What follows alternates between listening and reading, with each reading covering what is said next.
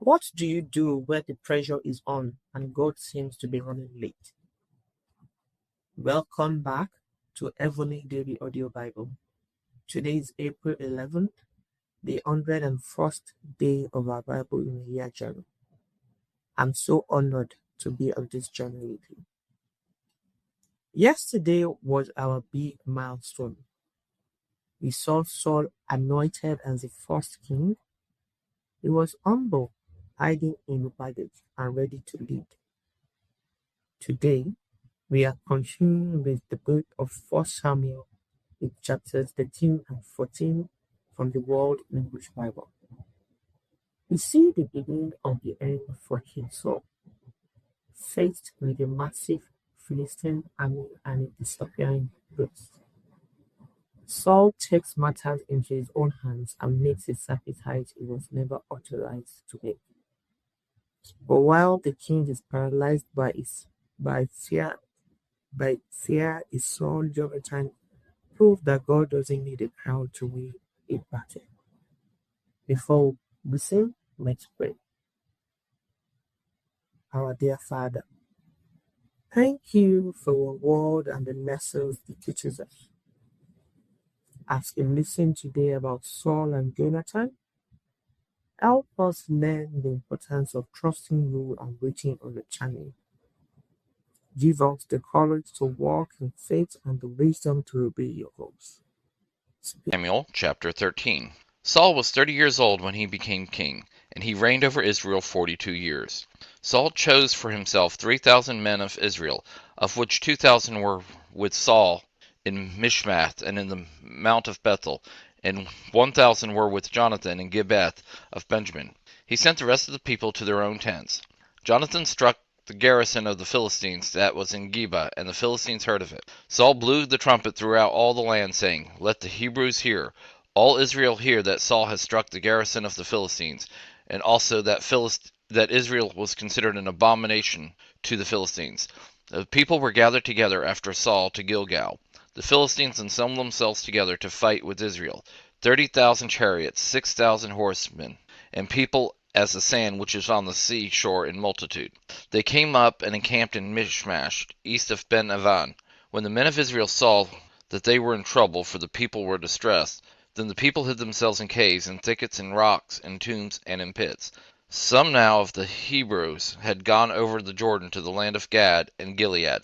But as for Saul, he was yet in Gilgal, and all the people followed him trembling. He stayed 7 days according to the time set by Samuel. But Samuel didn't come to Gilgal, and the people were scattering from him. Saul said, Bring the burnt offering to me here, and the peace offerings. He offered the burnt offering. It came to pass that as soon as he had finished offering the burnt offering, behold, Samuel came, and Saul went out to meet him, that he might greet him. Samuel said, What have you done? Saul said, Because I saw the people were scattering from me, and that you didn't come within the days appointed, and that the Philistines assembled themselves together at Mishmash. Therefore I said, Now the Philistines will come down on me to Gilgal, and I haven't entreated the favor of Yahweh.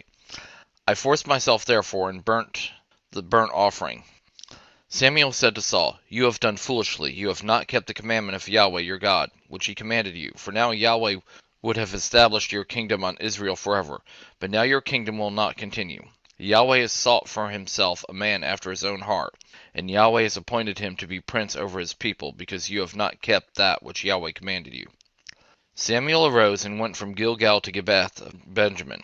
Saul counted the people who were present with him, about 600 men.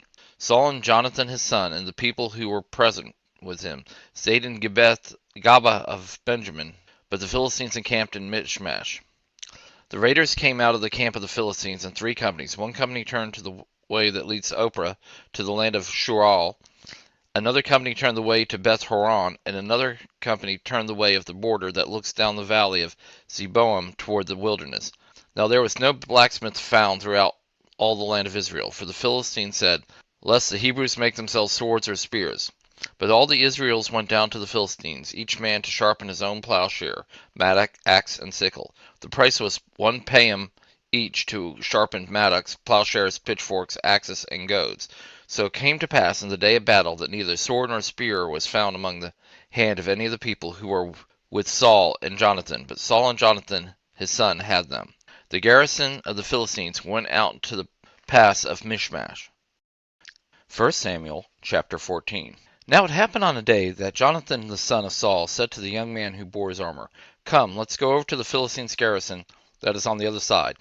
But he didn't tell his father. Saul stayed in the uttermost part of Gibeath under the pomegranate tree which is in Migron, and the people who were with him were about 600 men, including Ahijah the son of Ahitub, Ichabod's brother, the son of Phinehas, the son of Eli the priest of Yahweh in Sheol, wearing an ephod.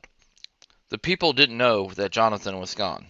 Between the passes by which Jonathan sought to go over to the Philistine garrison, there was a rocky crag on one side and a rocky crag on the other side. And the name of one was Bozez, and the name of the other Seneh. The one crag rose up on the north in front of Michmash, and the other on the south in front of Geba. Jonathan said to the young man who bore his armor, "Come, let's go over to the garrison of these uncircumcised. It may be that Yahweh will work for us, for there is no restraint on Yahweh to save by many or by few." His armor-bearer told him, "Do all that is in your heart. Go and behold, I am with you according to your heart." Then Jonathan said, "Behold, we will pass over to the men, and we will reveal ourselves to them. If they say this to us, 'Wait until we come to you,' then we will stand in our place and will not go up to them. But if they say, 'Come up to us,' then we will go up, for Yahweh has delivered them into our hand. This shall be a sign to us." Both of them revealed themselves to the garrison of the Philistines, and the Philistines said, "Behold, the Hebrews are coming out of the holes where they have hidden themselves." The men of the garrison answered Jonathan and his armor-bearer and said, "Come up to us, and we will show you something." Jonathan said to his armor-bearer, "Come up after me, for Yahweh has delivered them into the hand of Israel." Jonathan climbed up on his hands and on his feet, and his armor-bearer after him, and they fell before Jonathan, and his armor-bearer killed them after him. The first slaughter which Jonathan and his armor-bearer made was about 20 men, within as it were half a furrow's length in an acre of land. There was trembling in the camp and the field, and among all the people. The garrison and the raiders also trembled, and the earth quaked, so that there was an exceedingly great trembling. The watchmen of Saul in Gibeath of Benjamin looked, and behold, the multitude melted away and scattered. Then Saul said to the people who were with him, "Count now and see who is missing from us." When they had counted, behold, Jonathan and his armor-bearer were not there. Saul said to Ahijah, "Bring God's ark here," for God's ark was with the children of Israel at that time. When Saul talked to the priest, the tumult that was in the camp of the Philistines went on and increased. And Saul said to the priest, "Withdraw your hand."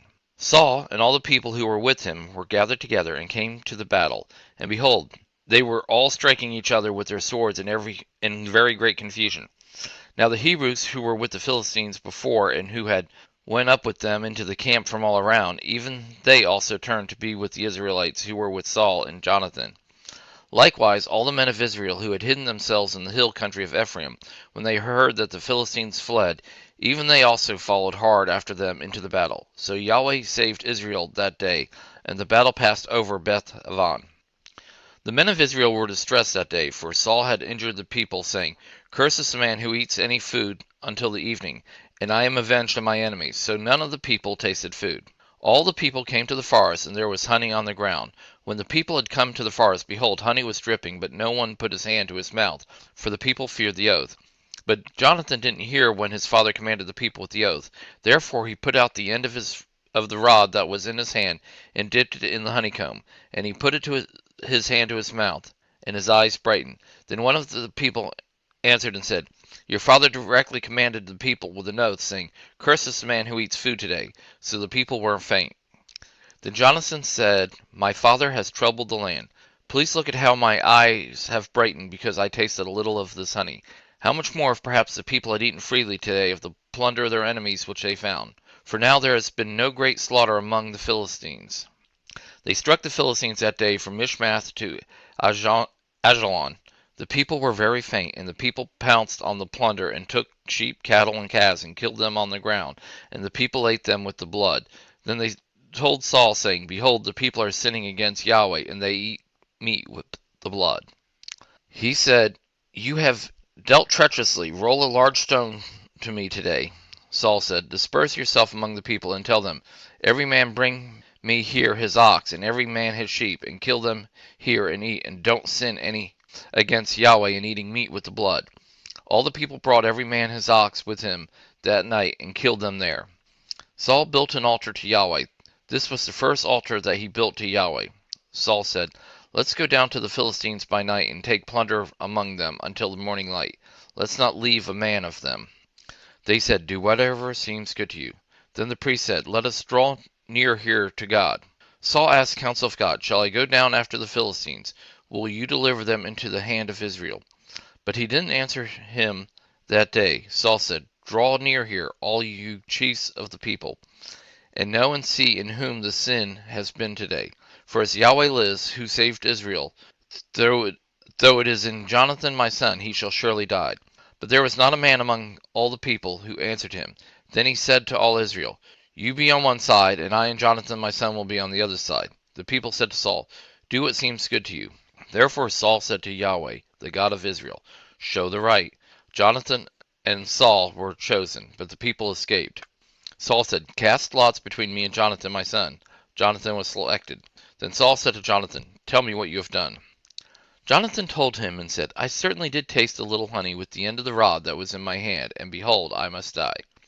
Saul said, "God do so, and more so also, for you shall surely die, Jonathan." The people said to Saul, "Let Jonathan die? Shall Jonathan die, who has worked this great salvation in Israel? Far from it. As Yahweh lives, there shall not one hair of his head fall to the ground, for he has worked with God today." So the people rescued Jonathan, so he didn't die. Then Saul went up from following the Philistines, and the Philistines went to their own place. Now when Saul had taken the kingdom over Israel, he fought against all the enemies on every side, against Moab, and against the children of Ammon, and against Edom, and against the kings of Zobah, and against the Philistines. Wherever he turned himself, he defeated them, and he did valiantly and struck the Amalekites, and delivered Israel out of the hand of those who plundered them. Now the sons of Saul were Jonathan, Ishvi, and Malchusha. And the names of his two daughters were these: the names of the firstborn Merab, and the name of the younger Michal. The name of Saul's wife was Ahinoam, the daughter of Ahazmaz. The name of the captain of the army was Abner, the son of Ner, Saul's uncle. Kish was the father of Saul, and Ner, the father of Abner, was the son of Abel. There was several wars against the Philistines all the days of Saul, and when Saul saw any mighty man or any valiant man, he took him into his service. Saul's story reminds us that impatience can lead to poor decisions. When we act out of fear instead of trusting God, they may step outside his will. In contrast, Jonathan showed incredible faith. He trusted that God to bring victory even in impossible situations.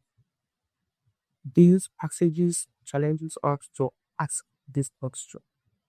Will we act out of fear or will we step forward in faith? As we leave today, let's take a moment to pray.